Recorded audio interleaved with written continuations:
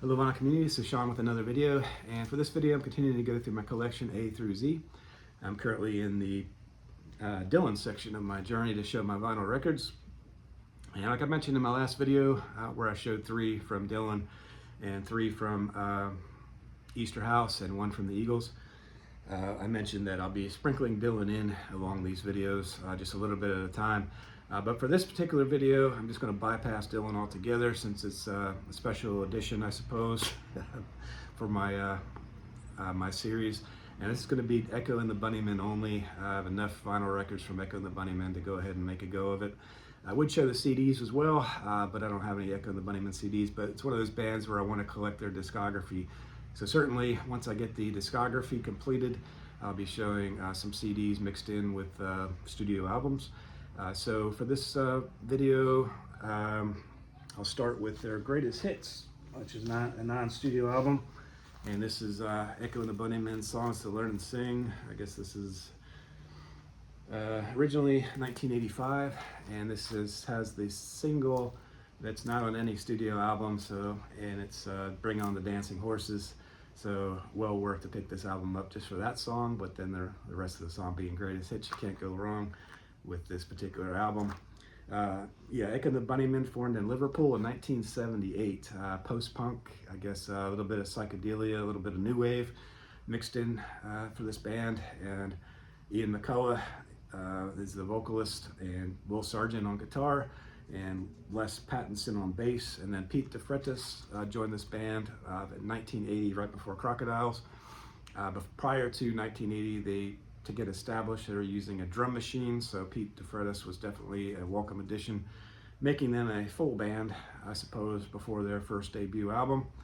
And let's see, Pete DeFreitas came from like a wealthier background as opposed to the other 3 members of the band, which were working class sons of in the family, and so but Pete, he blended right in. From what I've read about Pete, who died tragically in a motorcycle accident, I think in 1989. I'm probably wrong on that, but so, or maybe in the 90s. But the nucleus of the band were these 4 band members, and all the albums that I'll show, they were the 4 members of the band. So stayed pretty true to themselves the first few albums, and then they started to have issues on the last album, which I'll show at the end, or towards the end. So Crocodiles, which I'll show next, is their debut album. I think this is the album that I picked up last. 1980, their debut. This, of course, is a reissue, and kind of a dark theme, and the cover art by Brian Griffin, who did cover photography for other albums. I think all the albums I'll show is maybe the same photographer, and that's Brian Griffith. This is a highly rated debut universally, dark and moody as the cover is, and recorded in London, and also at Eden Studios, and also at Rockfield Studios in Wales. Singles off this one, all on side 2, Pictures on My Wall and Rescue. Got to number 17 in the UK albums charts, didn't do anything in the US or Canada, I don't think so. And so, I read that Will Sargent liked this album cover, but he was quite upset that the only member on the back of the cover is Ian McCullough. He thought that was a ripoff. So, there's the first one I'll show after the greatest hits, and that's Crocodile. And for my personal ranking on this album, my favorite songs off this one: Going Up, Stars Are Stars, Crocodile, the title track, Villar's Terrace, number 8, Pictures on My Wall, also highly rated, all that jazz. Just great songs off this one. Rated it extremely high in my collection. All right, and so the next one is Porcupine, and I take the sleeve off just to show an album in the shrink. But so remastered, another reissue here from Echo, and yeah, so this one scored a little bit higher than Crocodiles for me personally. And this one, 1983, their third studio album. Singles off this one are Back of Love and The Cutter, of course, and recorded in Trident Studios in London, and then also at the same Rockfire Studios in Wales, and also Amazon Studios in Liverpool. So produced by Ian Brody. And oh, there's one album that I don't have in my collection I failed to mention, and that's Heaven Up Here, glaring omission on the early Echo and the Bunnymen albums that I don't have. Heaven Up Here, which is one I sorely need, and one that I'll most likely pick up in the next month or so. It's going to be a high priority to get that album. After streaming them and listening to them on Apple Music, just a great album. But anyway, yeah, this particular Porcupine, Pete the drummer mentioned that it was a very slow process on this, that the Heaven Up Here album in 1981 was very sort of quick, effortless, streamless, very nice recording experience, where this one was sort of difficult, hard to get going on this one. They weren't as motivated as they were on their first couple albums. Cover art is Reykjavik, Iceland, and they said, I read that they mentioned that it was only sunlight for a brief period of time, and that they were fearful of dropping into the crevasses and never being heard from again. But just one of the great album covers out there. And journalist Dave Rimmer said the cover, isolated, cold, bleak, kind of fits the band and the way, you know, their recordings and their image they have with their albums. And reached number 2 in the UK albums chart, 137 in the Billboard US chart, got up to 85 on the Canada RPM 100. And my favorite songs off this one are The Cutter, of course, My White Devil. Actually, my absolute favorites off this one are Clay and Porcupine. Those are epic songs, which catapulted this one over Crocodiles, in my opinion. But My White Devil, The Cutter, Higher, Hell, and Heads Will Roll, also in Blue Skies, awesome, excellent songs as well. And there's the back. And this is all, I don't have any colored variants for this particular artist, but it's on the great Korova label. And so, yeah, Echo and the Bunnymen, Porcupine, super. All right, and the next one is Echo and the Bunnymen, Ocean Rain. And so this one was a 4th studio album, 1984. From the band, and this is one of my first records in my collection. I want to thank my son Joshua for giving me this one for a present when I first started my vinyl record collection. But anyway, he always heard, I guess, Echo and the Bunnymen playing in the speakers, and he knew I loved the band, so he picked this one up for me. And yeah, so this one got up to 87 on the US Billboard chart, of course, number 4 in the UK, 41 on the Canadian RPM 100. Singles off this one, The Killing Moon, Silver, and 7 Seas, which are epic songs in their own right. Recorded most of the album in Paris with a 35-piece orchestra, which makes this album quite unique. And other sessions were recorded in Bath and Liverpool, UK. And photography again by Brian Griffin. And this was they were in a rowboat taken in the Cornglaze Caverns in Liskeard, Cornwall. So I thought that was interesting. I saw a still photo of those caverns, and it looks so huge on the cover, but it's really a really small little space. I guess it doesn't look huge, but it looks it's one of those epic covers, that's for sure. And for some reason, my copy is very loud. I need to get a replacement. Everybody on Discogs says it's a quiet record, but for me, it's not quiet. There's a lot of background noise. I don't know why. Yeah, so And as far as the way I ranked this one, I ranked it higher than any of the first two I showed. Just a classic album, to say the least. Yeah, I rated this one Silver, Nocturnal Me, The Yo-Yo Man, Killing Moon, Seven Seas, Ocean Rain, the title track, My Kingdom. It's just the best album for me, hands down, is this Ocean Rain. And the next one I'll show is a neck and neck with it, but this one edged it out just slightly.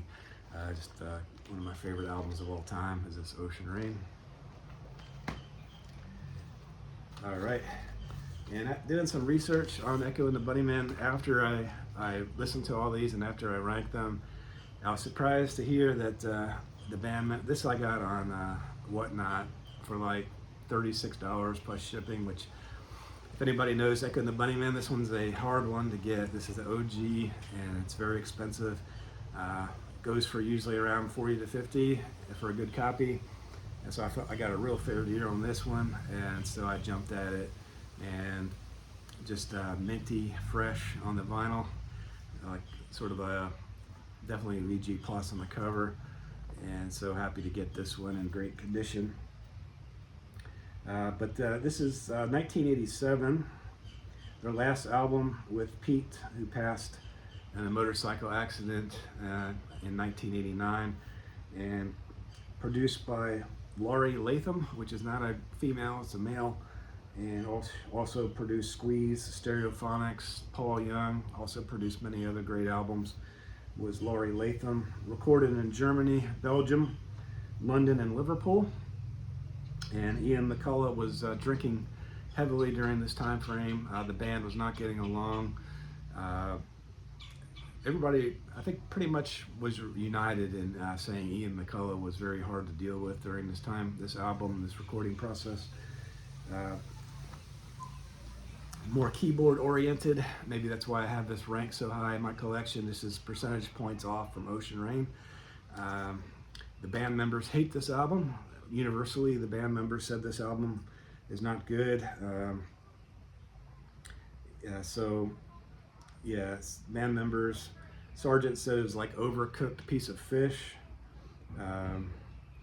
McCulloch said it still sounds like crap on a recent interview.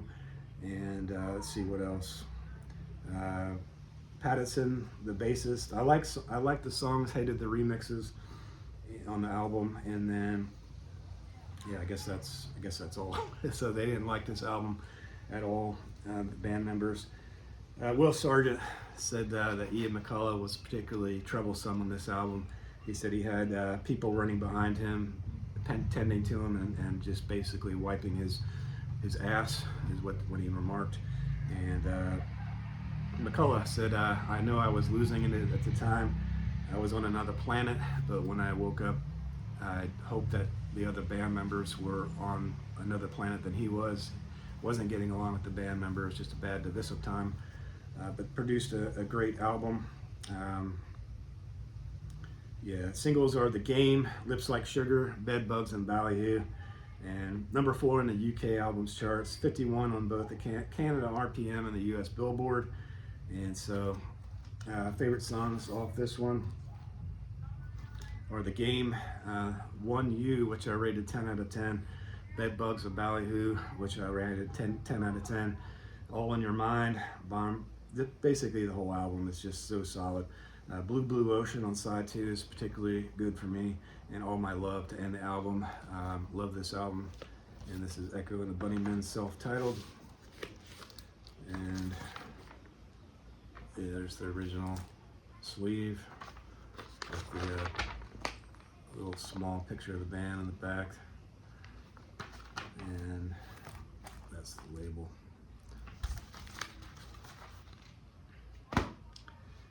All right, and then the last album I'll show is Echo and the Bunnymen, The Stars, the Ocean, and the Moon.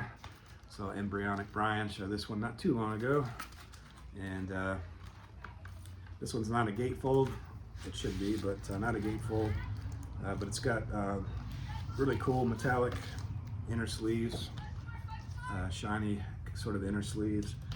It's got the custom label on it, and yeah, it's basically Bunnymen classics transformed with new songs with strings and things. A double album, of course.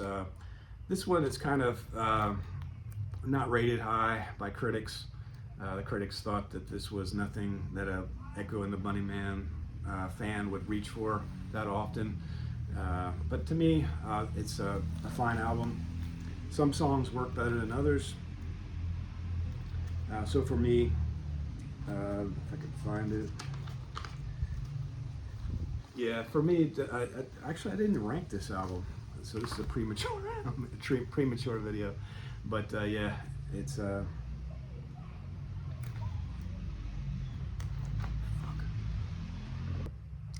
sorry guys, I did rank this video. It was on another list I had to grab in the house.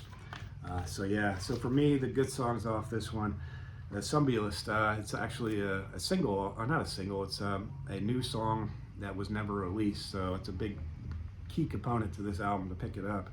For the Somnambulist alone is to get that album. And another new song on here, I think it's maybe How Far, I'm not sure. I think it's another new song that was just made for this album. So it's not all greatest hits reimagined, it's also a couple new songs. But my favorite songs off this one are the Somnambulist, because it's new and it's just a great song. And then Ocean Rain, Bedbugs and Ballyhoo, the reimagined Rust, Nothing Lasts Forever, and The Cutter. Really good versions off this one. Ones that didn't score high for me. I don't like the Lips Like Sugar reimagined song on this. And yeah, Rescue, Angels and Devils, some of them didn't land quite as Killing Moon is okay, nothing spectacular, but yeah, all in all, just a very good album though. And that's Echo and the Bunnymen, the Stars, the Ocean, and the Moon. So if you watch this far, I appreciate you watching. If you want to give a thumbs up, a comment, appreciate it. I do respond to all comments. And thanks for watching, and see you on the next video.